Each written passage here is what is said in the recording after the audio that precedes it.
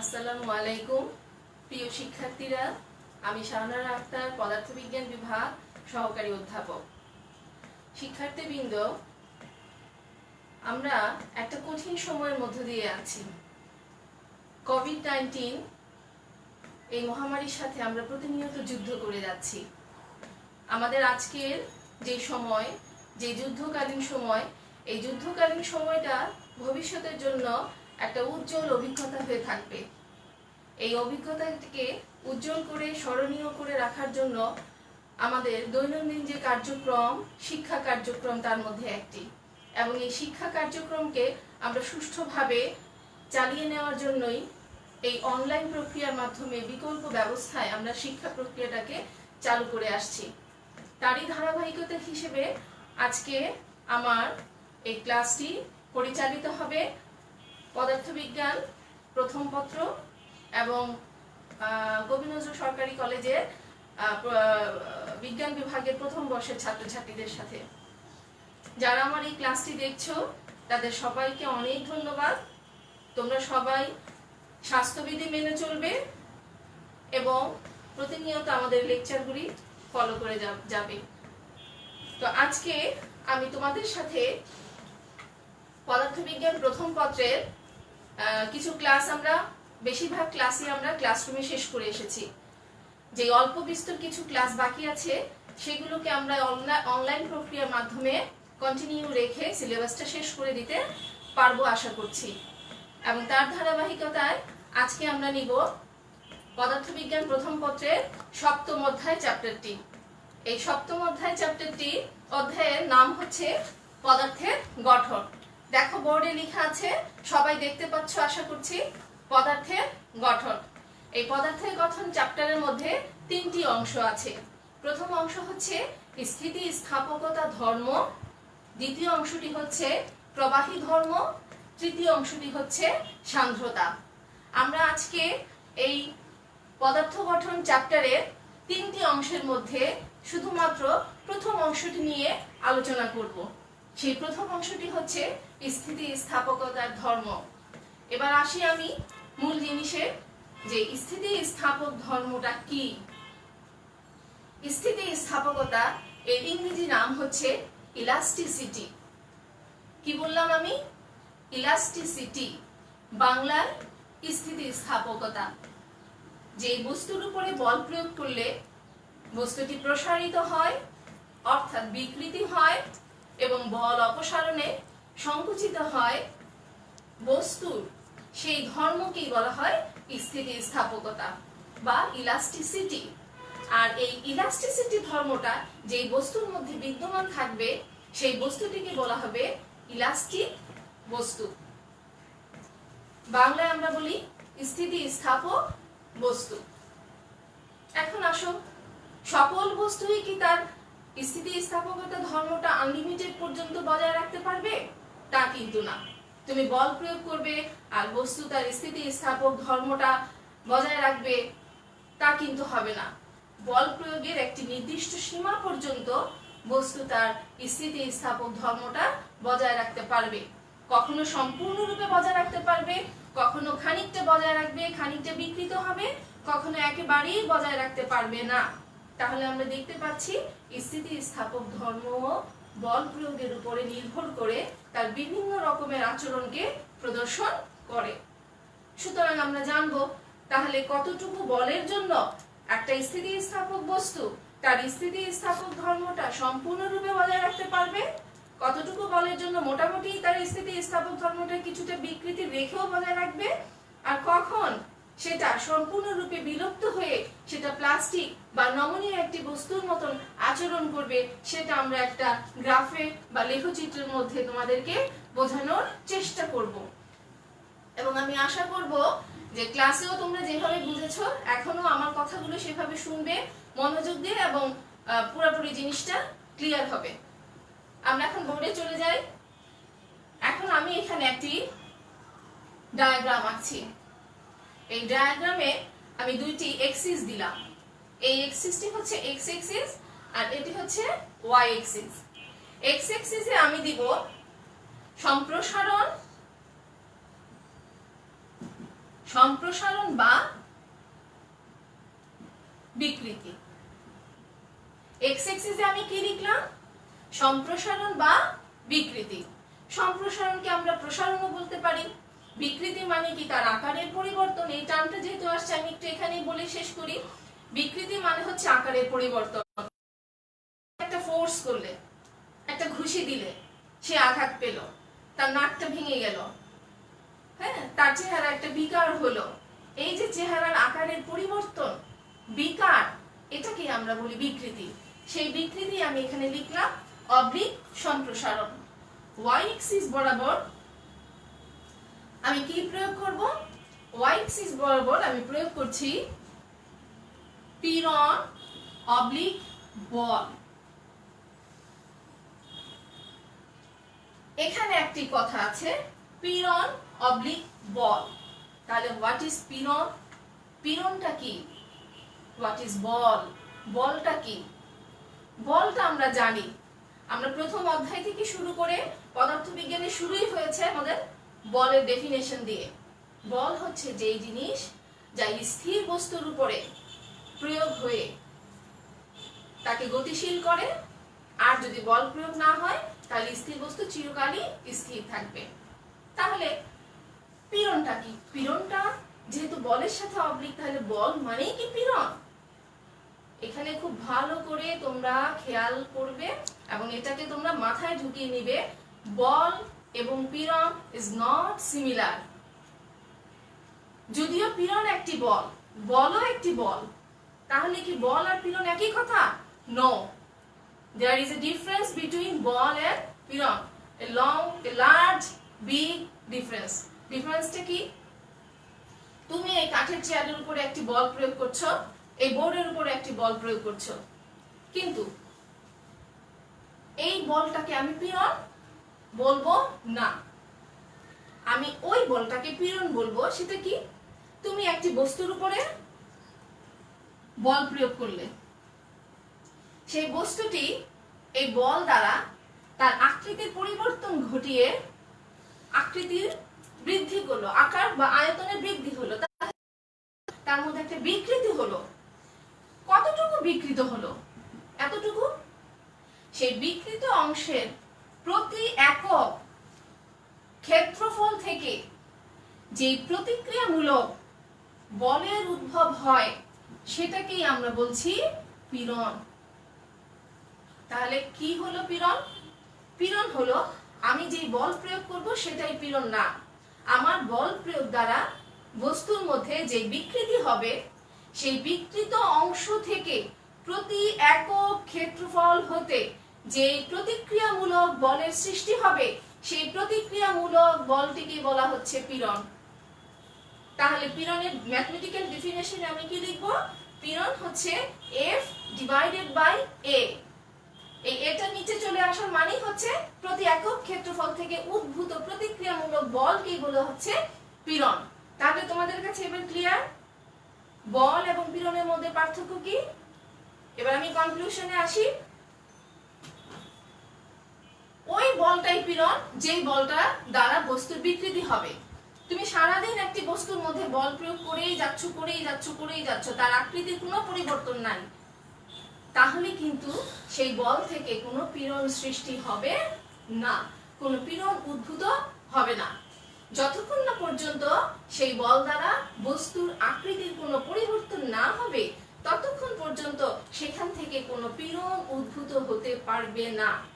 তাহলে পীড়ন সৃষ্টি হওয়ার প্রথম শর্ত হচ্ছে বল দ্বারা বিকৃতি হতে হবে এবং সেই বিকৃতি থেকে পীড়ন সৃষ্টি হবে। আশা করি সবাই বুঝতে পেরেছো, ক্লিয়ার? বল দ্বারা প্রথমে বিকৃতি হবে, বিকৃতি দ্বারা পীড়ন তৈরি হবে। তাহলে মোটামুটি আমি এক্স অ্যাক্সিস এবং ওয়াই অ্যাক্সিসে যে টার্মগুলো লিখেছি সেগুলো সম্পর্কে তোমাদের একটি স্পষ্ট ধারণা হয়েছে। এবার আমি এই ডায়াগ্রামে চলে আসি। এই ডায়াগ্রামটার মধ্যে আমি কি দেখাতে চাচ্ছি? ভার সম্প্রসারণ লেখচিত্র দ্বারা একটি স্থিতিস্থাপক বস্তুর বিভিন্ন ধর্মের ব্যাখ্যা, অর্থাৎ সে কখন পূর্ণ স্থিতিস্থাপক, কখন স্থিতিস্থাপক, কখন প্লাস্টিক বা নমনীয় এবং কখন সে অসহনীয় ভার সহ্য করতে না পেরে ভেঙে যাবে অথবা ছিঁড়ে যাবে। ওকে, আচ্ছা, আমি এই ইন্টারসেক্ট বা মূল বিন্দুটাকে বলছি ও। আমি একটা গ্রাফ আঁকলাম, একটা আমি লেখচিত্র আঁকলাম, আঁকা বাঁকা একটা লাইন আঁকলাম, অনেকটা আঁকা বাঁকা, এখান থেকে উঠে গেল, আবার এখানে একটু গেল, আবার এখানে, আবার এখান থেকে নেমে গেল। তাহলে এটা কি? খেয়াল করো, ও থেকে এ বিন্দু পর্যন্ত, ও থেকে এ বিন্দু পর্যন্ত এই অংশটুকু যদি আমরা ভালো করে লক্ষ্য করি তাহলে আমরা দেখব যে এখানে একটি সরল রৈখিক সম্পর্ক তৈরি হয়েছে। অর্থাৎ এখানে তুমি বল প্রয়োগ করছো এই পর্যন্ত, আর বস্তুটি বল দ্বারা প্রসারিত হচ্ছে। এই অংশটিকে আমরা বলবো বস্তুটি পূর্ণ স্থিতিস্থাপক বস্তুর ন্যায় আচরণ করছে। কেন পূর্ণ স্থিতিস্থাপক বস্তু ন্যায় আচরণ করছে? সাপোজ আমি একটি বস্তুর উপরে বা একটা তারকে ঝুলাই দিলাম ঝুলন বিন্দু থেকে, সেই তারটা ও বিন্দু থেকে ঝুলে এ পর্যন্ত তার দৈর্ঘ্য। আমি এখানে একটা ওজন ঝুলালাম এই তারে, কত ওয়েট ঝুলিয়ে দিলাম? 1 কেজি।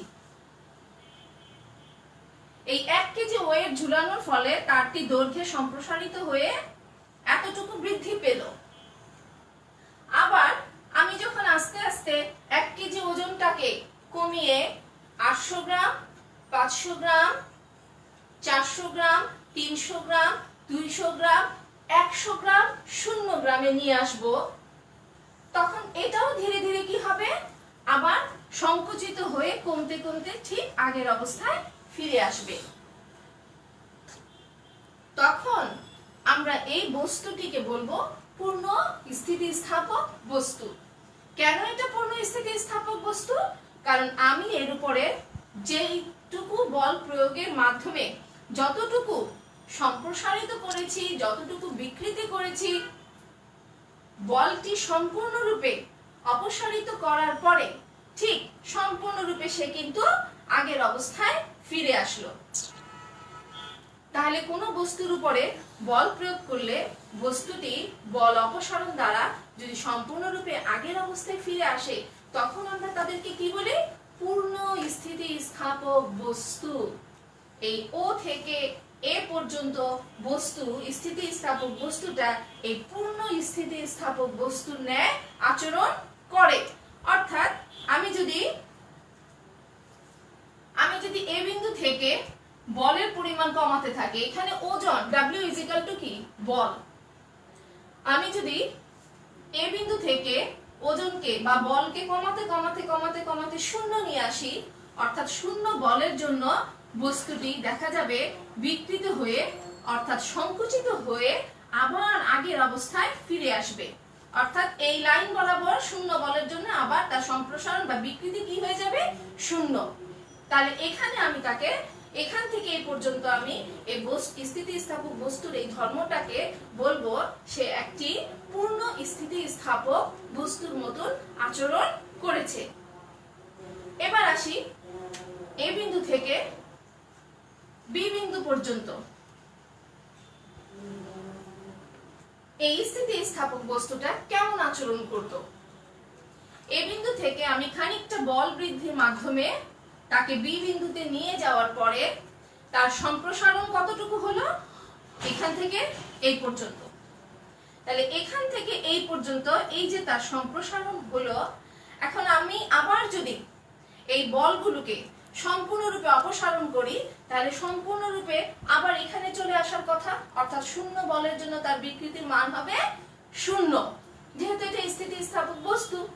কিন্তু বাস্তবে কি দেখি আমরা? যে এখান থেকে যদি আমি বলকে অপসারণ করি তাহলে তার বিকৃতি আস্তে আস্তে কমবে, অর্থাৎ সেই দৈর্ঘ্যে যতটুকু বেড়েছিল আস্তে আস্তে কমবে। কমতে কমতে 0 বলের জন্য তার বিকৃতি 0 না হয়ে বিকৃতি কোথায় চলে আসবে? এখানে। খেয়াল করো ছাত্রছাত্রীরা, 0 বলের মান যখন 0 তখন বস্তুর এই কার্ভ লাইনটাকে আমি পিছন দিকে বর্ধিত করতে করতে নিচে এসে এক্স এক্সিসে সে কিন্তু শূন্য জায়গায় এসে মিলবে না, সে কোথায় এসে ইন্টারসেক্ট করলো, কিছু পরিমাণ স্থায়ী বিকৃতি তার মধ্যে থেকে গেল। তাহলে এখন দেখো আমি 1 কেজি ওজন দিয়ে তাকে যতটুকু বিকৃতি করেছিলাম, সম্প্রসারণ করেছিলাম, আমি যদি এখন 1.5 কেজি দেই তাহলে সে এতটুকু বৃদ্ধি পাবে। কিন্তু 1.5 কেজি থেকে আমি যদি তাকে 0 কেজিতে নিয়ে আসি তাহলে তার সম্পূর্ণরূপে এখানে চলে আসার কথা, কিন্তু এখানে না এসে সে সম্পূর্ণরূপে সংকুচিত না হয়ে কিছুটা সংকুচিত হবে, কিন্তু সম্পূর্ণরূপে সে সংকুচিত হতে পারবে না। তার মধ্যে কিছুটা স্থায়ী বিকৃতি থেকে যাবে। এই যে স্থায়ী বিকৃতি তার মধ্যে থেকে যাচ্ছে, তাহলে কি আমি তাকে পূর্ণ স্থিতিস্থাপক বস্তু বলতে পারবো? সে কিন্তু পূর্ণ স্থিতিস্থাপক বস্তু হবে না। কারণ পূর্ণ স্থিতিস্থাপক বস্তুর সংজ্ঞায় বলা হয়, পূর্ণ স্থিতিস্থাপক বস্তু হওয়ার শর্তই হচ্ছে কোন বস্তুর উপরে বল প্রয়োগে যতখানি প্রসারিত হবে, বল অপসারণে সংকুচিত হয়ে সম্পূর্ণরূপে আগের অবস্থায় ফিরে আসবে। এটাকে আমরা বলছি পূর্ণ স্থিতিস্থাপক বস্তুর ধর্ম। এখন সম্পূর্ণরূপে অপসারণ, বল সম্পূর্ণরূপে অপসারণ দ্বারা সে যদি একেবারেই আগের অবস্থায় ফিরে না এসে কিছুটা বিকৃতি তার মধ্যে থেকে যায়, তাহলে আমি তাকে বলবো শুধুমাত্র স্থিতিস্থাপক বস্তু। পূর্ণ স্থিতিস্থাপক বস্তু আমি আর তাকে বলতে পারবো না। আমি তখন কেবলমাত্র তাকে বলবো পূর্ণ স্থিতিস্থাপক বস্তু। তাহলে আমি এখন এটা লিখে ফেলি, পূর্ণ স্থিতিস্থাপক বস্তু কতটুকু? এ থেকে বি পর্যন্ত সে এ থেকে বি পর্যন্ত শুধু সে স্থিতিস্থাপক বস্তু, আর 0 থেকে এ পর্যন্ত সে পূর্ণ স্থিতিস্থাপক বস্তু। তাহলে 0 থেকে এ পর্যন্ত বস্তুটি একটি পূর্ণ স্থিতিস্থাপক বস্তু নিয়ে আচরণ করছে, আর এ থেকে বি পর্যন্ত সে একটি স্থিতিস্থাপক বস্তু নিয়ে আচরণ করছে। এবার বি বিন্দুতে তার উপরে আমি যতটুকু বল প্রয়োগ করেছি তার চাইতে আর খানিকটা বেশি বল যদি প্রয়োগ করি, এই বলের মান কিন্তু খুব বেশি হবে না। 1.5 কেজি থেকে জাস্ট 1.6 ও হবে না, 1.55, মানে আর 500 গ্রাম বলের জন্যই তার বিকৃতি হয়ে যাবে অনেক বেশি, বি থেকে সি। তাহলে 1.55 কেজি বলের জন্য তার বিকৃতি বা সম্প্রসারণ হয়ে গেল অনেক বড়। অর্থাৎ আমি যদি এটা এই চিত্র দিয়ে দেখাই যে 1.55 এর জন্য সে দেখা গেল অনেক বেশি দৈর্ঘ্যে সম্প্রসারিত হয়ে গেল। তার মানে তার বিকৃতি আদি অবস্থা থেকে অনেক পরিমাণ বেড়ে গেল। এখন এই 1.55 কেজি ভর থেকে, ওজন থেকে আমি যদি ধীরে ধীরে ওজনটাকে কমায়ে 0 কেজিতে নিয়ে আসি, তাহলে সে এইখান পর্যন্ত চলে আসলে পূর্ণ স্থিতিস্থাপক, কিছুটা আসলে স্থিতিস্থাপক। কিন্তু আসলে বাস্তবে কি হবে? বাস্তবে যেটা হবে যে এই 1.55 থেকে আমি যদি কমাতে শুরু করি, তাহলে তার বিকৃতি সংকুচিত হয়ে একটা বড় স্থায়ী এখানে আসবে মোটামুটি, এবং একটা বড় স্থায়ী বিকৃতি তার মধ্যে থেকে যাবে। এটা আমরা গ্রাফ থেকেও দেখতে পারি যে অল্প একটু বল, মাত্র 500 গ্রাম বলের জন্য বস্তুটি কোথায় আসলো? বস্তুটি আসলো সম্প্রসারিত হয়ে বি থেকে সি বিন্দুতে। এখন সি বিন্দু থেকে আমি বলের মান ধীরে ধীরে কমাচ্ছি, অর্থাৎ ভর তাকে কমায় দিচ্ছি। কমাতে কমাতে 0 ভরের জন্য সে কোথায় চলে আসলো? এখানে। অর্থাৎ সে একটা বড় স্থায়ী বিকৃতি তার মধ্যে রয়ে গেল। 0 বলের জন্য একটা বড় স্থায়ী বিকৃতি তার মধ্যে রয়ে গেল। অর্থাৎ আসলে আসা উচিত ছিল কোথায়? 0-তে, কিন্তু এই 0-তে না এসে সে কি হলো? একটা বড় স্থায়ী বিকৃতি। এটা সম্প্রসারণ অথবা বিকৃতি, অবলিক বিকৃতি। তাহলে এটা কিসের লাইন? বিকৃতির লাইন। তাহলে এত বড় একটা স্থায়ী বিকৃতি তার মধ্যে যদি রয়ে যায়, তখন আমরা সেই বস্তুকে না বলবো পূর্ণ স্থিতিস্থাপক, না বলবো স্থিতিস্থাপক, আমরা সেই বস্তুটিকে বলবো শুধুমাত্র প্লাস্টিক বা নমনীয় বস্তু। প্লাস্টিক বা নমনীয় বস্তু। নমনীয় বস্তু খালি লম্বাই হবে। যেমন তোমাদের বাসা বাড়িতে প্লাস্টিকের জিনিস দিয়ে তোমরা এক্সামিন করে দেখো যে সেখানে ভর দিলে বা টানলে সেটা লম্বাই হবে, ছেড়ে দিলে কিন্তু একটা বড় স্থায়ী বিকৃতি তার মধ্যে রয়ে যাবে। ছেড়ে দিলে অল্প পরিমাণ সংকুচিত হবে। প্লাস্টিকের ব্যাগগুলো আমরা যদি টানি সেগুলো লম্বা হয়, ছেড়ে দিলে সামান্য একটু সংকুচিত হয় কিংবা হয়ও না, তাহলে ওই লম্বাটা থেকেই যায়। তার মানে কি, তার মধ্যে একটা স্থায়ী বিকৃতি রয়ে গেল। তাহলে কোনো বস্তুর উপরে বল প্রয়োগ করলে এবং বল প্রয়োগ করলে যতটুকু সম্প্রসারিত হয়, বল অপসারণ করলে যদি তার মধ্যে ওই বিকৃতি সম্প্রসারণটা সম্পূর্ণরূপে রয়ে যায় বা বেশিরভাগ রয়ে যায় বা স্থায়ী বিকৃতি হয়ে যায়, তখন আমরা তাকে আর স্থিতিস্থাপক বস্তু বলতে পারবো না। তখন আমরা তাকে বলবো প্লাস্টিক বা নমনীয় বস্তু। কি বলবো আমরা? প্লাস্টিক বা নমনীয় বস্তু। এখন আসো, সি বিন্দু থেকে আমি তাকে কিছু ভার চাইলে দিতেও পারি, নাও দিতে পারি, অথবা এমন একটু সামান্য ভার দিলাম আর 10 গ্রাম 20 গ্রাম 50 গ্রাম, দেখা যাবে সে সেটা সহ্য করতে না পেরে ভেঙে যাবে, ছিঁড়ে যাবে।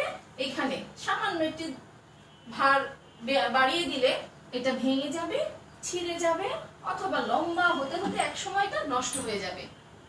তখন সেই ভারটাকে আমি বলবো অসহনীয় ভার। অসহনীয় ভার। তাহলে এখানে আমি কি বলবো তাকে? অসহনীয় ভার। অসহনীয় ভার হচ্ছে সেই ভার বা অসহনীয় বল হচ্ছে সেই বল যেই বল দ্বারা বস্তুটি তার স্থিতিস্থাপক ধর্মকে সম্পূর্ণরূপে নষ্ট এবং বস্তুটি আর স্থিতিস্থাপক বস্তু হিসেবে আচরণ করতে পারে না, তার ধর্মটা সম্পূর্ণরূপে বিলুপ্ত হয়, সে ছিঁড়ে যায়, ভেঙে যায় বা নষ্ট হয়ে যায়। এটার একটা সংজ্ঞা আছে। সংজ্ঞাটি হচ্ছে সর্বনিম্ন যেই ভারের জন্য বস্তুটি তার স্থিতিস্থাপক ধর্মকে সম্পূর্ণরূপে নষ্ট করে ফেলে এবং বস্তুটি ভেঙে যাবে, ছিঁড়ে যাবে বা নষ্ট হয়ে যাবে, তখন সেই ভারটাকে আমরা বলবো অসহনীয় ভার। তাহলে আসো শিক্ষার্থীরা, আমরা এই গ্রাফ থেকে কি কি শিখলাম? প্রথমে হচ্ছে পূর্ণ স্থিতিস্থাপক বস্তুর একটা ডেফিনেশন শিখলাম। আমি এগুলো একটু পয়েন্ট করে লিখে নিচ্ছি, আর তোমরাও চাইলে খাতায় একটু পয়েন্ট করে লিখে নিতে পারো, কারণ এখান থেকে অনেকগুলো ডেফিনেশন আসবে। সেটা হচ্ছে পূর্ণ স্থিতিস্থাপক বস্তু। নাম্বার 2 বলো তো কি হবে? নাম্বার 2 হচ্ছে শুধুমাত্র স্থিতিস্থাপক বস্তু বা পূর্ণ স্থিতিস্থাপক ধর্ম বলতে পারো তোমরা, স্থিতিস্থাপক ধর্ম বলতে পারবো। তারপরে আসো প্লাস্টিক বা নমনীয় ধর্ম বা বস্তু। অসহনীয় ভার। নাম্বার 5টা কি হবে? স্থিতিস্থাপক সীমা। নাম্বার 6 পীড়ন। নাম্বার 7 বিকৃতি। তাহলে এই জিনিসগুলো আমরা আজকে শিখলাম এবং এই গ্রাফটাও শিখলাম। তাহলে জিনিসগুলো থেকে আমি আরেকটু ছোট ছোট টাচ করে যাই, যেহেতু আমি বোর্ডটা মুছে ফেলে পরে অন্য জিনিসে চলে যাব, এটা আগে জাস্ট একটু সংক্ষেপে টাচ করে যাই। পূর্ণ স্থিতিস্থাপক ধর্ম, কোন বস্তুর উপরে বল প্রয়োগ করলে বস্তুটি প্রসারিত হবে এবং বল অপসারণে সম্পূর্ণরূপে আগের অবস্থায় ফিরে আসবে, তখন আমরা বস্তুর এই ধর্মটাকে বলি পূর্ণ স্থিতিস্থাপক ধর্ম। যে বস্তু এই ধর্মটাকে প্রকাশ করে বা ধরে রাখে বা বজায় রাখে, সেই বস্তুটিকে আমরা বলি পূর্ণ স্থিতিস্থাপক বস্তু। নাম্বার 2 স্থিতিস্থাপক ধর্ম। স্থিতিস্থাপক ধর্ম হচ্ছে কোন বস্তুর উপরে বল প্রয়োগ করে বস্তুটি প্রসারিত হবে, বল অপসারণে সংকুচিত হবে। এটা সম্পূর্ণরূপে সংকুচিত হবে না, কিন্তু হবে, বেশিরভাগটাই হবে। আচ্ছা, প্লাস্টিক বা নমনীয়, এটা হচ্ছে বল প্রয়োগের মাধ্যমে বস্তুটি সম্প্রসারিত হবে, বা বিকৃতি হবে, কিন্তু বিকৃতি এত বেশি হবে যে তুমি বল অপসারণ করলে সেই বিকৃতিটা স্থায়ী হিসেবে তার মধ্যে রয়ে যাবে, বল অপসারণ দ্বারা সে সংকুচিত হয়ে আগের অবস্থায় ফিরে আসতে পারবে না।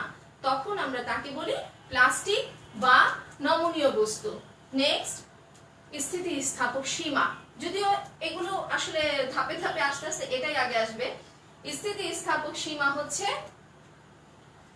যেই বল সর্বোচ্চ, যেই বল পর্যন্ত কোন স্থিতিস্থাপক বস্তু তার স্থিতিস্থাপক ধর্ম পূর্ণ স্থিতিস্থাপক বস্তুর বা ধর্মের ন্যায় আচরণ করে, সর্বোচ্চ বলের সর্বোচ্চ যেই সীমা পর্যন্ত। ওই যে এখানে 1 কেজি বল, 1 কেজি বল বা 1 কেজি ভারের জন্য সে তার পূর্ণ স্থিতিস্থাপক ধর্মটা বজায় রেখেছিল, অর্থাৎ 1 কেজি আমি অপসারণ করলাম, আবার সংকুচিত হয়ে সে আগের অবস্থায়, সম্পূর্ণরূপে আগের অবস্থায় ফিরে গিয়েছে। তাহলে এই 1 কেজি যে লিমিটটা, এটাই হচ্ছে তার স্থিতিস্থাপকতার সীমা।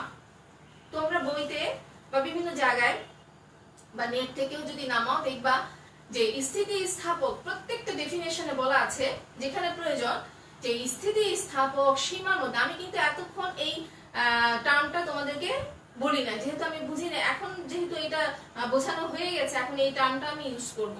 সেটা হচ্ছে স্থিতিস্থাপক সীমার মধ্যে কোন বস্তুর উপরে বল প্রয়োগ করলে বস্তুটি প্রসারিত হবে এবং বল অপসারণে সংকুচিত হয়ে সম্পূর্ণরূপে আগের অবস্থায় ফিরে আসবে, সেটা হচ্ছে পূর্ণ স্থিতিস্থাপক বস্তু। তাহলে স্থিতিস্থাপক সীমা হচ্ছে সেই বল, যেই বল পর্যন্ত বস্তুটি তার পূর্ণ স্থিতিস্থাপক ধর্মকে বজায় রাখতে পারবে, ধরে রাখতে পারবে, নিজের মধ্যে বজায় রাখতে পারবে, সেটা কি বলা হচ্ছে স্থিতিস্থাপক সীমা।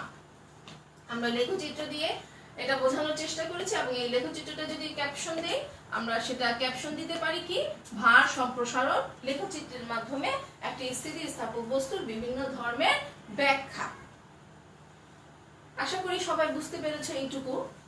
এখন আমরা এই অংশটুকু, নিচে কি দেখা যাচ্ছে, আমি বোর্ডটা একটু মুছে ফেলি, একটু কম করি, এই নিচের অংশটুকু মুছে ফেলি।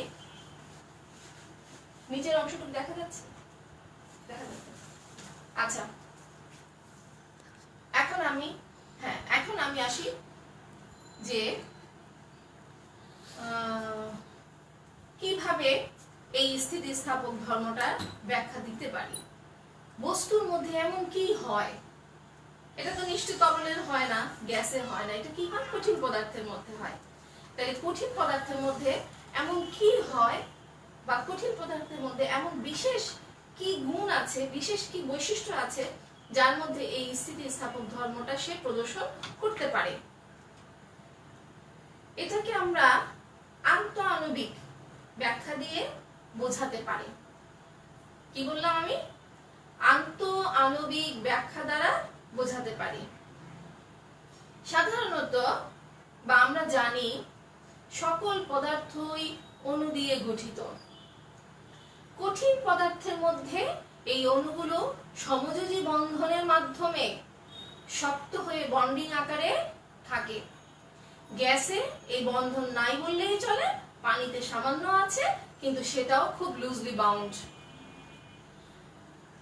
এখন আমরা আলোচনা করছি কঠিন পদার্থ নিয়ে, যে পদার্থে অণুগুলোর মধ্যে এই বন্ধনটা আছে। এখন কঠিন পদার্থে দুটি অণুর মধ্যে যেই বন্ধন আছে, সেই বন্ধনের কারণে অণুগুলো একটা ডিস্টেন্সে থাকে। সেই ডিস্টেন্সটাকে আমি বলছি আন্তঃআণবিক দূরত্ব। দুটি অণুর মধ্যে, এখানে দুইটা অণু আছে, এ অণু, বি অণু। এই দুটি অণুর মধ্যে মিনিমাম একটি দূরত্ব আছে, যেই দূরত্বে থাকলে পরে এই অণু দুটি কেউ কারোর উপরে কোনো আকর্ষণ বল প্রয়োগ করবে না, বিকর্ষণ বল প্রয়োগ করবে না, অর্থাৎ তারা সাম্যাবস্থায় আছে, ইকুইলিব্রিয়াম পজিশনে আছে। সাম্যাবস্থা মানে হচ্ছে দুটি অণুর মধ্যে মিনিমাম এমন একটি দূরত্ব, যেই দূরত্বে থাকলে পরে অণু দুটি কেউ কারোর উপরে কোনো আকর্ষণও প্রয়োগ করবে না, কোনো বিকর্ষণ বলও প্রয়োগ করবে না। এখন এই অণু দুটোকে তোমার মন চাইলো যে না, আমি এদেরকে জোর করে ইন্টার অ্যাটমিক ডিসটেন্স বাড়াবো, অর্থাৎ তাদের মধ্যে দূরত্ব তৈরি করব, তাদের মধ্যে আন্তঃআণবিক দূরত্ব বৃদ্ধি করব। তাহলে তোমাকে একটা এক্সটার্নাল ফোর্স অ্যাপ্লাই করতে হবে, বাহ্যিক বল। আমরা এটা বাইরে থেকে প্রয়োগ করছি বিধায় আমরা কি বলছি, এটা বাহ্যিক বল। ওকে, আমি একটা বাহ্যিক বল প্রয়োগ করে কি করলাম, এই দুইটা অণুর মধ্যে ইন্টার অ্যাটমিক ডিসটেন্স বৃদ্ধি করলাম, তাই না? আচ্ছা, এই দুটো অণুর মধ্যে যদি আমি ইন্টার অ্যাটমিক ডিসটেন্স বৃদ্ধি করি, তাহলে এখন আমার তাদের মধ্যে দূরত্ব কত, 8। আমি বাহ্যিক বল প্রয়োগের মাধ্যমে অণু দুইটার মধ্যে দূরত্ব বৃদ্ধি করলাম। এই অণু দুইটার মধ্যে যখন দূরত্বটা বৃদ্ধি হলো, এর আগে তারা কি অবস্থায় ছিল, সাম্যাবস্থায় ছিল। যখন তারা সাম্যাবস্থায় ছিল তখন কেউ কারোর উপরে কোনো আকর্ষণ অথবা বিকর্ষণ কোনো বলই প্রয়োগ করে নাই। খুব ভালো করে খেয়াল করো।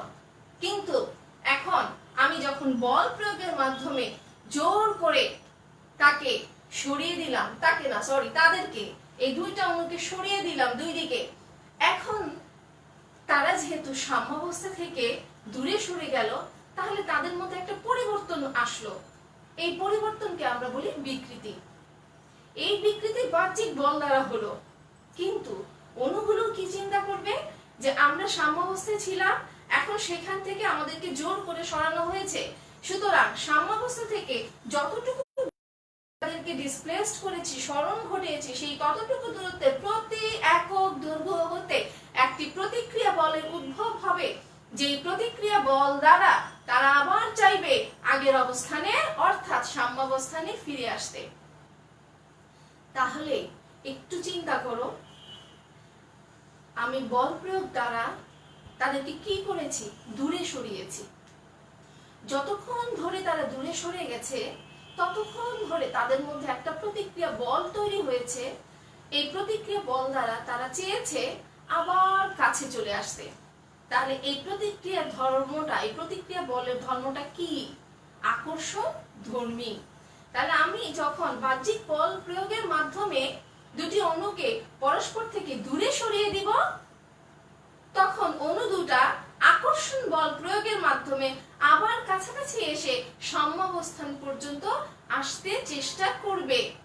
এটা কার সাথে মিলে, বা এই ঘটনার ফলে পদার্থটা কি অবস্থা হয়, সে কিন্তু স্থিতিস্থাপক ধর্মের একটা ধর্ম বা একটা জিনিসকে প্রকাশ করছে। সেটা কি, ওই যে আমি বলেছিলাম যে স্থিতিস্থাপক বস্তুর মধ্যে বল প্রয়োগের মাধ্যমে যদি তার বিকৃতি ঘটায়, এই বিকৃতি দুই রকম হতে পারে।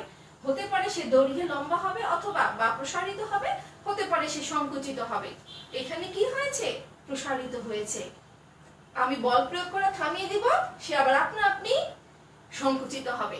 এই যে আপনা আপনি সংকুচিত হবে, কেন হবে, কারণ তার মধ্যে সাম্যাবস্থা থেকে দূরত্ব সৃষ্টির মাধ্যমে একটা প্রতিক্রিয়া বল তৈরি হয়েছে। ততক্ষণ পর্যন্ত এই বলটা তৈরি হয়েছে যতক্ষণ পর্যন্ত আমি তাকে ইন্টার অ্যাটমিক ডিসটেন্স থেকে দূরত্ব বৃদ্ধির মাধ্যমে, বল প্রয়োগের মাধ্যমে দূরত্ব বৃদ্ধি করেছি, ততক্ষণ পর্যন্ত তার মধ্যে একটি প্রতিক্রিয়া বল তৈরি হয়েছে। এবং যখন আমি বল প্রয়োগ করা থামিয়ে দিব, স্টপ করে দিব, বাহ্যিক বল আর অ্যাপ্লাই হবে না, তখন সেই প্রতিক্রিয়া বলের কারণে তারা আবার আগের অবস্থায় ফিরে আসবে। তাহলে এই ফিরে আসাটা হলো সংকোচন। আর আমি যে বল প্রয়োগ করে তাদেরকে দূরে সরিয়ে দিয়েছি, এটা হলো প্রসারণ।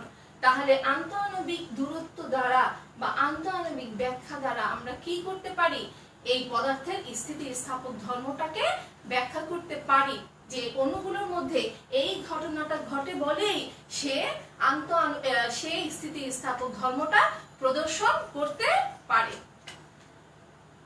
এবার আমি আরেকটা বৈশিষ্ট্য বলি, যখন তাদের মধ্যে ইন্টার অ্যাটমিক ডিসটেন্স থাকে এতটুকু। আচ্ছা, এটা আমি মুছে ফেলি। দেখো, এবার আরেকটু খেয়াল করো, হ্যাঁ, এই যে অণুগুলোর মধ্যে inter atomic distance are not. এখন আমি চাচ্ছি এই দূরত্বটা জোরপূর্বক বা বাহ্যিক বল দ্বারা সংকুচিত করতে, বাহ্যিক বল দ্বারা সংকুচিত করতে। তাহলে আমি এখন বল প্রয়োগ করব কোন দিকে? এই দিকে। এই বল প্রয়োগ দ্বারা অণু দুটাকে সংকুচিত করব, বাহ্যিক বল দ্বারা অণু দুটোকে সংকুচিত করব, আন্তঃআণবিক দূরত্বের চাইতেও সংকুচিত করে তাদেরকে কাছাকাছি নিয়ে আসব। যখন ইন্টার অ্যাটমিক ডিসটেন্সে তারা থাকে তখন কিন্তু তারা সাম্যাবস্থায় থাকে, আর ইন্টার অ্যাটমিক ডিসটেন্স থেকে আমি যখন জোরপূর্বক তাদেরকে কাছাকাছি নিয়ে আসি তখন কিন্তু তাদের মধ্যে দূরত্বটা কি হলো? কমে গেল। মনে করো এখন দুটি অণুর মধ্যে দূরত্ব এটা হলো r। এই যে দূরত্বটা কমে গেল বাহ্যিক বা এক্সটার্নাল ফোর্স অ্যাপ্লিকেশনের ফলে, তাহলে তাদের মধ্যে কিন্তু এখন এই যে এতটুকু দূরত্ব তারা যে কমিয়ে পরস্পর কাছাকাছি আসলো, এই দূরত্বটার প্রতি একক দৈর্ঘ্য থেকে তাদের মধ্যে একটা প্রতিক্রিয়া বল উদ্ভব হয়েছে, যেটাকে আমরা স্থিতিস্থাপকের ভাষায় বলি পীড়ন। এই যে প্রতিক্রিয়া বলটা তাদের মধ্যে থেকে উদ্ভূত হয়েছে, এই প্রতিক্রিয়া বলটাই হচ্ছে পীড়ন। তাহলে আমি তাদেরকে সংকুচিত করার ফলে এখন পীড়ন উদ্ভূত হলো। তাহলে এই পীড়নটাকে, পীড়ন is nothing but one kind of force, কিন্তু এটা কি? Reactive force. প্রতিক্রিয়া বল, প্রত্যায়নী বল। আমি বল প্রয়োগ করেছি, পীড়ন উদ্ভূত হয়েছে। আমি বল প্রয়োগ করেছি, বিকৃতি হয়েছে, পীড়ন উদ্ভূত হয়েছে। আমি বল প্রয়োগ করছি, তার বিকৃতি হয়েছে সংকোচন ধর্মী, এবং তার ফলে যে পীড়ন উদ্ভূত হয়েছে সেই পীড়নটা হবে এখন প্রসারণ ধর্মী। কি বললাম আমি? পীড়নটা হবে এখন প্রসারণ ধর্মী। অর্থাৎ আমি বল প্রয়োগ করার ফলে সে সংকুচিত হয়েছে অণু দুটো, এখন বল অপসারণের ফলে অণু দুটো বলবে আমাকে জোর করে সংকুচিত করেছো, কাছাকাছি এনেছো, আমি এখন, তুমি একবার বল প্রয়োগ করে থামিয়ে দাও, আমি আবার প্রসারিত হব। তখন অণুগুলো ওই প্রতিক্রিয়া বল, ওই যে ভিতরে মনে মনে ভাবলো সেটাই হচ্ছে প্রতিক্রিয়া বল, অণুগুলো দুটো একটা প্রতিক্রিয়া বল তাদের ভিতরে সঞ্চিত হয়েছে। এই প্রতিক্রিয়া বলটা তাদের মধ্যে জমা হতে থাকে। তারা তখনই কাজ করে যখন আমি বাহ্যিক বল প্রয়োগ করাটা থামিয়ে দিব। আমি দুটি অণুকে জোর করে কাছাকাছি নিয়ে আসলাম, সাম্যাবস্থান থেকেও কাছাকাছি নিয়ে আসলাম। এখন যতক্ষণ ধরে আমি কাছাকাছি নিয়ে আসলাম ততক্ষণ ধরে তাদের মধ্যে একটা প্রতিক্রিয়া বল তৈরি হলো। যখনই আমি এই বলটাকে, এই এক্সটার্নাল ফোর্স বা আমি যে বলটা অ্যাপ্লাই করছি সেটাকে থামিয়ে দিব, তখন তারা সুযোগ পেয়ে সেই প্রতিক্রিয়া বল দ্বারা, অর্থাৎ সেই পীড়ন অ্যাপ্লিকেশন দ্বারা আবার প্রসারিত হবে। কতটুকু প্রসারিত হবে? যে অবস্থা থেকে, যে প্রসারিত অবস্থা থেকে আমি তাদেরকে সংকুচিত করে জোর করে কাছাকাছি নিয়ে আসছি, আবার তারা প্রসারিত হয়ে সেই আগের অবস্থানে ফিরে যেতে চাইবে। এখন আমি এই বলটা অপসারণ করে দিব। এই বলটাকে যদি অপসারণ করি, তারা আবার প্রত্যয়নী বা রিঅ্যাক্টিভ ফোর্স দ্বারা আবার প্রসারিত হয়ে অণুগুলো আগের অবস্থানে ফিরে আসবে। তখন আবার তাদের সাম্যাবস্থার দূরত্ব বা ইন্টার অ্যাটমিক ডিসটেন্স হবে আর নট। আবার তারা আন্তঃআণবিক দূরত্বে ফিরে আসবে। আন্তঃআণবিক দূরত্বটা হচ্ছে সেই দূরত্ব, আন্তঃআণবিক দূরত্বটা হচ্ছে সেই দূরত্ব, ইন্টার অ্যাটমিক ডিসটেন্স হচ্ছে সেই ডিসটেন্স, যে ডিসটেন্সে দুটি অণু থাকলে পরে কেউ কারোর উপরে কোনো আকর্ষণ বল বা বিকর্ষণ বল কিছুই প্রয়োগ করতে পারবে না। কিন্তু আন্তঃআণবিক দূরত্বের চাইতে বেশি দূরত্বে নিয়ে গেলে তাদের মধ্যে প্রতিক্রিয়া বল হিসেবে উদ্ভূত হয় আকর্ষণধর্মী, আর আন্তঃআণবিক দূরত্বের চাইতে কম দূরত্বে তাদেরকে নিয়ে গেলে তাদের মধ্যে প্রতিক্রিয়া বল হয় বিকর্ষণধর্মী। এই যে তারা আবার দূরে সরে যাবে, তখন তাদের মধ্যে পীড়ন বল সেই ধর্মটা, কি ধর্ম প্রদর্শন করবে? বল বা পীড়নটা হবে তখন বিকর্ষণধর্মী বল বা বিকর্ষণ বল। কারণ বিকর্ষণ না হলে তো কেউ কারোর কাছ থেকে দূরে সরবে না, তাহলে তখন তো তারা তাদের কাছ থেকে দূরে সরে আবার প্রসারিত হচ্ছে, তাহলে তখন তাদের মধ্যে যে বলটা কাজ করবে সেটা হচ্ছে বিকর্ষণধর্মী বল। ওকে, আচ্ছা, এইটাকে তোমরা বইগুলোতে একটা ডায়াগ্রাম পাবে, সবার বইতে পাবে না, কিছু কিছু বইতে পাবে। সেই ডায়াগ্রামটা দিয়ে এক কথায় তোমরা বুঝতে পারবে। দেখো আমি কি আঁকলাম, আমি এঁকেছি এটা হচ্ছে এক্স এক্সিস, এটা হচ্ছে ওয়াই এক্সিস, এটা হচ্ছে বলের একটা কার্ভ, ওয়াই বরাবর বল প্রকাশ করছে। কিন্তু এখানে আমি এই বলটাকে দুই ভাবে প্রকাশ করছি, ধনাত্মক দিকে হচ্ছে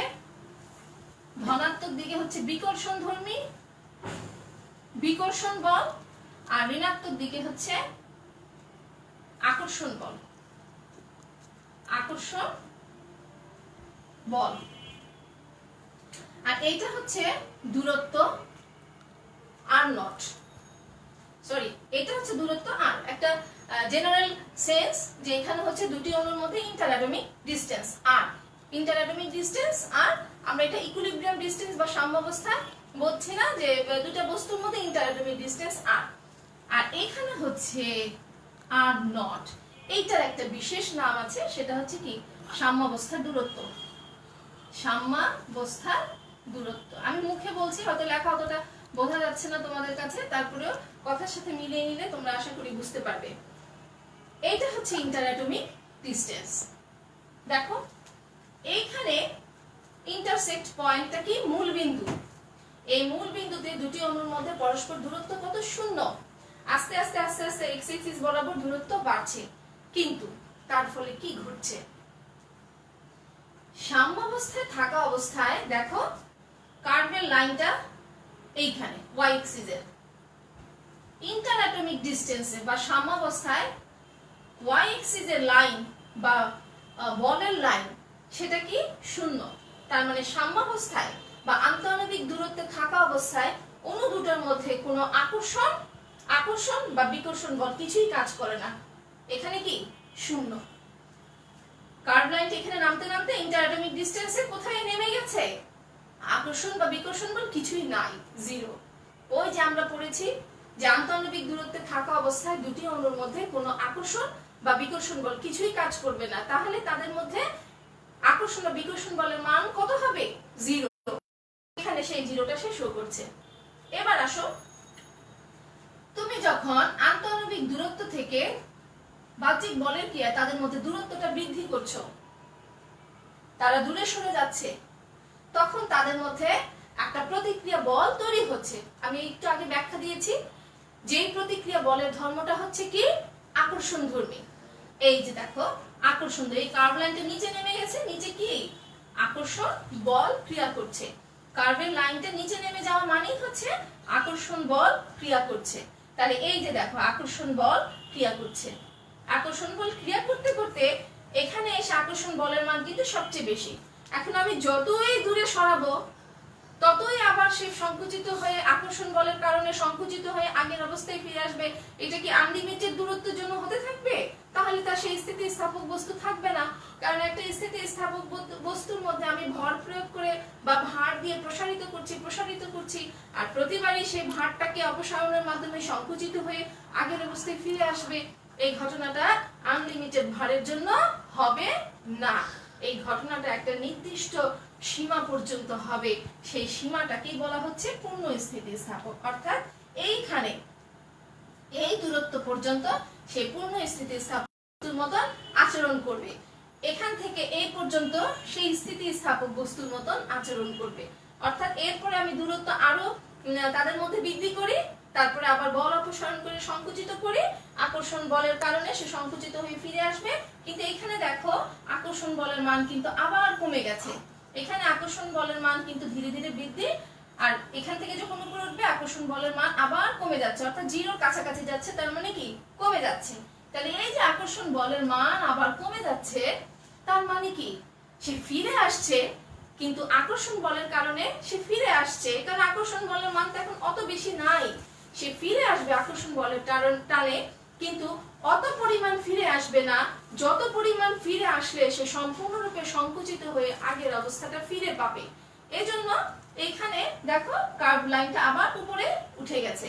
এরপরে আসো, তুমি আরো তাদের মধ্যে দূরত্ব বৃদ্ধি করলা, ভার প্রয়োগের মাধ্যমে আরো দূরত্ব বৃদ্ধি করলা, সেই দূরত্ব বৃদ্ধির মাধ্যমে তাদের মধ্যে ইন্টার অ্যাটমিক ডিস্টেন্স আরো বেড়ে গেল।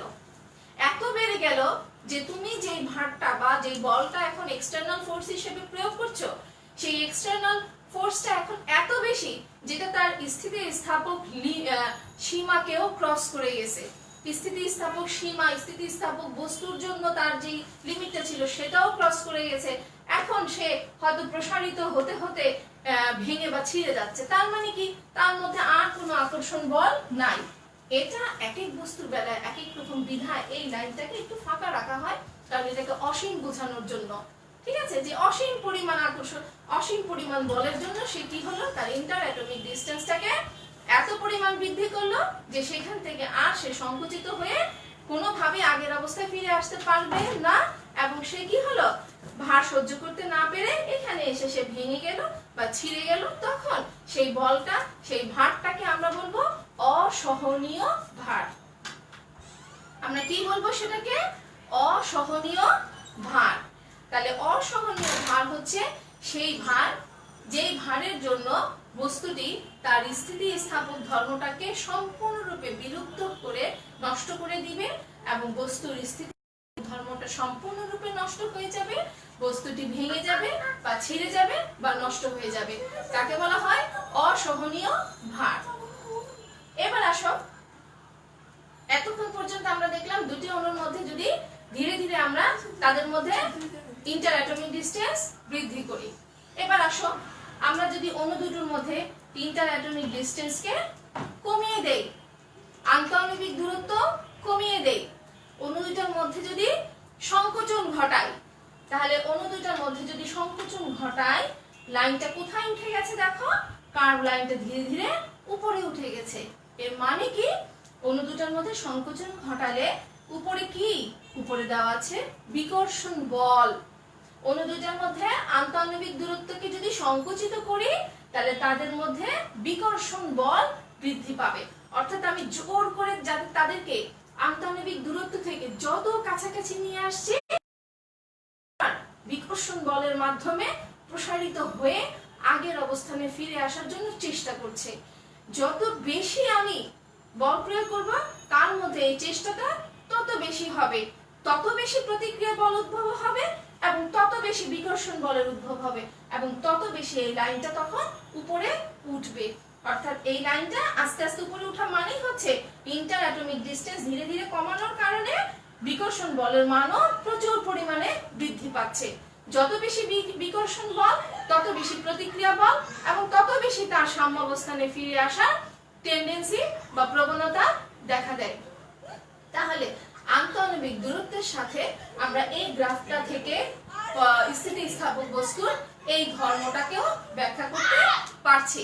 অর্থাৎ স্থিতিস্থাপক বস্তু যে ধর্মটাকে প্রদর্শন করে, এই ধর্মটার কারণ হিসেবে আমরা এই জিনিসটাকে উপস্থাপন করতে পারি। এই জন্য বলা হয় যে এটা হচ্ছে আন্তঃআণবিক দূরত্বের সাহায্যে বা আন্তঃআণবিক ব্যাখ্যা দ্বারা আমরা বস্তুর স্থিতিস্থাপক ধর্মকে কিভাবে ব্যাখ্যা করতে পারি। ঠিক আছে? আচ্ছা, তাহলে এখন মোটামুটি তোমরা বুঝে গেছো যে বস্তুর স্থিতিস্থাপক ধর্ম কি। বস্তু স্থিতিস্থাপক ধর্মের মধ্যে যতগুলো টার্ম আছে সবগুলো সম্পর্কে আমি তোমাদেরকে একটু একটু করে ধারণা দেওয়ার চেষ্টা করেছি। আর এখানে এসে আমি বলার চেষ্টা করেছি, ব্যাখ্যা দেওয়ার চেষ্টা করেছি যে কেন একটা বস্তুর মধ্যে স্থিতিস্থাপক ধর্মটা প্রকাশ পায়, এর ব্যাখ্যাটা কি, এর কারণটা কি। আশা করি তোমরা সবাই বুঝতে পেরেছো। আমি এই অংশটা নিয়ে, পদার্থের গঠনের এই অংশটা হচ্ছে স্থিতিস্থাপকতা, এটা নিয়ে নেক্সটে আমি আর আলোচনা করব না। তো আমি একটু ইয়াতে চলে যাই, কি বলে, আরেকটু জিনিস বুঝিয়ে দেই বা তোমাদেরকে বলে দেই। আশা করি সেটুকু শিখলে তোমাদের মোটামুটি একটু কভার হয়ে যাবে। সেটা হচ্ছে স্থিতিস্থাপক ধর্মটা তিন ধরনের। স্থিতিস্থাপক ধর্ম কারোর মধ্যে বেশি, কারোর মধ্যে কম হয়। এটাকে আমরা প্রকাশ করতে পারি স্থিতিস্থাপক গুণাঙ্ক দিয়ে বা ইলাস্টিক মডুলাস দিয়ে। সেই ইলাস্টিক মডুলাস হচ্ছে তিন ধরনের। একটা হচ্ছে দৈর্ঘ্যের স্থিতিস্থাপক গুণাঙ্ক, আয়তনের স্থিতিস্থাপক গুণাঙ্ক এবং দৃঢ়তার স্থিতিস্থাপক গুণাঙ্ক। আমার ক্লাস হয়তো আজকে আর বেশিক্ষণ কন্টিনিউ করতে পারবো না। আমাদের ক্লাসের টাইম নির্দিষ্ট করা আছে, সেই অনুযায়ী হয়তো আর কিছুক্ষণের মধ্যে শেষ হয়ে যাবে। আমি শুধু টার্মগুলো তোমাদেরকে দেখিয়ে দিই। দৈর্ঘ্যের স্থিতিস্থাপক গুণাঙ্ক কে আমরা বলি ইয়ং মডুলাস। আমরা কি বলি তাদেরকে? Young modulus. দৈর্ঘ্যের স্থিতিস্থাপক গুণাঙ্ককে আমি কিভাবে লিখতে পারি? দৈর্ঘ্য পীড়ন ডিভাইডেড বাই দৈর্ঘ্য বিকৃতি, অর্থাৎ পীড়ন বাই বিকৃতি। এটা কিন্তু আরেকটা সূত্র আছে, হুকের সূত্র। পীড়ন বাই বিকৃতি পীড়ন সমানুপাতিক বিকৃতি, বা পীড়ন বাই বিকৃতি ইজ ইকুয়াল টু ধ্রুব সংখ্যা। এটাকে বলা হয় হুকের সূত্র। অর্থাৎ যে পরিমাণ, এইটার একটা কন্ডিশন আছে, স্থিতিস্থাপক সীমার মধ্যে পীড়ন বিকৃতির অনুপাত একটি ধ্রুব সংখ্যা। এটাকে আমরা বলি হুকের সূত্র। হুকের সূত্র, স্থিতিস্থাপক সীমার মধ্যে পীড়ন ডিভাইডেড বাই বিকৃতি ইজ ইকুয়াল টু ধ্রুব সংখ্যা। তাহলে আমরা কি লিখতে পারি? পীড়ন সমানুপাতিক বিকৃতি। পীড়ন সমানুপাতিক বিকৃতি, পীড়ন বাই বিকৃতি হচ্ছে একটি ধ্রুব সংখ্যা। তাহলে পীড়ন সমানুপাতিক বিকৃতি, পীড়ন বিকৃতি যত বেশি হবে তার মধ্যে উদ্ভূত পীড়নের মানও তত বেশি হবে। দুটো টার্মের মধ্যে সমানুপাতিক রিলেশন, সমানুপাতিক সম্পর্কটা, আনুপাতিক সম্পর্কটা তখনই হয়। সমানুপাতিক সম্পর্কের কথার অর্থই হচ্ছে এটা, তুমি যে কোনো একটা টার্মের মান বৃদ্ধি হবে, আরেকটারও বৃদ্ধি হবে। এটা যত অনুপাতে বৃদ্ধি হবে, এটা তত অনুপাতে বৃদ্ধি হবে। তুমি একটা বস্তুর মধ্যে যত বিকৃতি ঘটাবে, তার মধ্যে থেকে তত পীড়ন তৈরি হবে। তুমি যদি বস্তুর মধ্যে কম বিকৃতি ঘটাও, অবশ্যই বল প্রয়োগের মাধ্যমে, তুমি যদি বস্তুর মধ্যে বল প্রয়োগের মাধ্যমে কম বিকৃতি ঘটাও, তার মধ্যে থেকে উদ্ভূত পীড়নের মান কম হবে। তুমি যদি বেশি বিকৃতি ঘটাও, তার মধ্যে উদ্ভূত পীড়নের মান বেশি হবে। তুমি একটা জিনিসকে টেনে জোরে লম্বা করো, সেটা তত জোরে ফিরে আসবে। আস্তে লম্বা করো, সেটা আস্তে আস্তে ফিরে আসবে। তার মানে হচ্ছে এটা সম্পূর্ণরূপে হুকের সূত্র ফলো করে। এই জন্য বিজ্ঞানী একটা সূত্র দিয়েছেন, সেই সূত্রটাকে আমরা বলছি হুকের সূত্র। সেই সূত্রটিকে স্পষ্টভাবে লেখা আছে, পীড়ন বিকৃতির অনুপাত হচ্ছে একটি ধ্রুব সংখ্যা। অর্থাৎ এটাকে ম্যাথমেটিক্যাল সেন্সে আমি লিখলে পীড়ন সমানুপাতিক বিকৃতি। কোন বস্তুর মধ্যে যত বেশি বিকৃতি হবে, বস্তুটি থেকে উদ্ভূত পীড়নের মান তত বেশি হবে। তাহলে তিন ধরনের স্থিতিস্থাপক গুণাঙ্ক আছে। সেটা হচ্ছে দৈর্ঘ্যের স্থিতিস্থাপক গুণাঙ্ক, যেটাকে আমি বলি দৈর্ঘ্য পীড়ন বা দৈর্ঘ্য বিকৃতি। তারপরে আয়তনের স্থিতিস্থাপক গুণাঙ্ক, সেটাকে আমি বলি আয়তন পীড়ন ডিভাইডেড বাই আয়তন বিকৃতি। এটাকে ইংরেজিতে বলে বাল্ক মডিউলাস। বাল্ক মডিউলাস অর্থাৎ volume stress, volume strain. Rigidity modulus অর্থাৎ দৃঢ়তার স্থিতিস্থাপক গুণাঙ্ক। তোমরা অবশ্যই এই বাংলার পাশাপাশি ইংরেজি টার্মগুলো শিখবে। রিজিডিটি মডিউলাস অর্থাৎ মোচড় বিকৃতি, কিন্তন বিকৃতি, হ্যাঁ, দৃঢ়তার স্থিতিস্থাপক গুণাঙ্ক। আর বিকৃতিকে বলে মোচড় বিকৃতি, কিন্তন বিকৃতি। এটা হচ্ছে মোচড় পীড়ন বা কৃন্তন পীড়ন, কৃন্তন পীড়ন ডিভাইডেড বাই কৃন্তন বিকৃতি। ঠিক আছে, এটাকে যদি আমি ইংরেজি টার্মে লিখি, তাহলে এখানে কি লেখা যায়? দৈর্ঘ্য পীড়নকে লেখা যায় এফ বাই এ, একক ক্ষেত্রফলের থেকে উদ্ভূত বলকে বলা হচ্ছে পীড়ন, ডিভাইডেড বাই দৈর্ঘ্য বিকৃতি এল বাই এল। আয়তন পীড়ন বাই আয়তন বিকৃতি ওই একই জিনিস, একক ক্ষেত্রফল থেকে উদ্ভূত বলকে, প্রতিক্রিয়া বলকে বলছি পীড়ন। ছোট ভি বাই বড় ভি, ছোট ভি হচ্ছে কি আয়তন বিকৃতি, আয়তনের পরিবর্তন, বৃদ্ধি বা সংকোচন যেটাই হোক, ডিভাইডেড বাই আদি আয়তন। আর এটার বেলায় হবে কৃন্তন পীড়ন বাই কৃন্তন বিকৃতি এফ বাই এ, একক ক্ষেত্রফলের থেকে উদ্ভূত বলকে বলি আমি পীড়ন। তাহলে সেটা হচ্ছে এফ বাই এ, কিন্তু এখানে মোচড় বিকৃতিকে আমরা প্রকাশ করি কি দিয়ে? থিটা দিয়ে। মোচড় বিকৃতিকে আমরা বলি থিটা দিয়ে। তো আজকে আমার সময় শেষ, আজ এই পর্যন্তই থাক। আমরা নেক্সট ক্লাসে আবার যখন সুযোগ হবে তোমাদেরকে জানানো হবে, এবং তখন আমরা আবার এর পরের থেকে শুরু করব। তো আশা করছি আজকে আমার ক্লাসটি তোমাদের ভালো লেগেছে, তোমরা এই ক্লাসটি থেকে উপকৃত হয়েছো। এবং যেহেতু আমরা সরাসরি তোমাদের সাথে ক্লাসে মিট করতে পারছি না, তাই আমরা যে কোনো ভাবে যে কোনো প্রকারে চেষ্টা করছি অনলাইন প্রক্রিয়ার মাধ্যমে গিয়ে তোমাদের কাছে পৌঁছে যাওয়ার জন্য। এবং তোমাদের সাথে আমরা এই প্রাণবন্ত ভাবে এইভাবে আমরা ক্লাস নিব। হয়তো তোমরা আমার সাথে সামনে থাকলে আমি তোমাদের কোশ্চেনগুলো শুনতে পারতাম, প্রবলেম বুঝতে পারতাম, তবে আমার অভিজ্ঞতার আলোকে আমি যেখানে যেখানে সাধারণত তোমাদের প্রবলেম হতে পারে সেই জিনিসগুলোর উপরে জোর দিয়ে বোঝানোর চেষ্টা করেছি। আশা করছি তোমরা জিনিসগুলো সম্পূর্ণরূপে বুঝতে পেরেছো এবং এইটাকে মাথায় নিয়ে তোমরা এই বইয়ের এই অংশে যেই ম্যাথমেটিক্যাল প্রবলেমগুলো আছে সেগুলো সলভ করবে এবং প্রশ্নগুলো পড়ে ফেলবে। সাধারণত প্রশ্নগুলো মুখস্থ না করে তোমরা বেসিকগুলো নেওয়ার চেষ্টা করবে, ম্যাথমেটিক্যাল টার্মগুলো দেখবে। তো তোমাদের সবাইকে এই ক্লাসটি এতক্ষণ ধৈর্য ধরে দেখার জন্য অনেক অনেক ধন্যবাদ। তোমাদেরকে অনেক অনেক শুভকামনা তোমাদের জন্য, আমাদের সকলের জন্যই, সকল শিক্ষকদের সকলের জন্য আমি শুভকামনা জানাচ্ছি। সবাই সুস্থ থাকবে, তোমরা সকলেই স্বাস্থ্যবিধি মেনে চলবে, ঘরে থাকবে, সুস্থ থাকবে, অপ্রয়োজনে কেউ বাইরে বের হবে না। কারণ এই যুদ্ধ শেষ করে আমরা আবার স্বাভাবিক জীবনে ফিরে আসবো, তখন যেন আবার সবাইকে আমরা কাছে পাই, তোমাদের সেই মুখগুলো যেন আমরা দেখতে পারি এবং তোমাদের সাথে আবার ক্লাসে অংশগ্রহণ করব। তাই আজকের ক্লাসে আমি এখানেই সমাপ্তি ঘোষণা করছি। আমি শাহানারা আক্তার, পদার্থবিজ্ঞান বিভাগ সহকারী অধ্যাপক। তো তোমাদেরকে অনেক অনেক ধন্যবাদ, অনেক শুভকামনা। খোদা হাফেজ।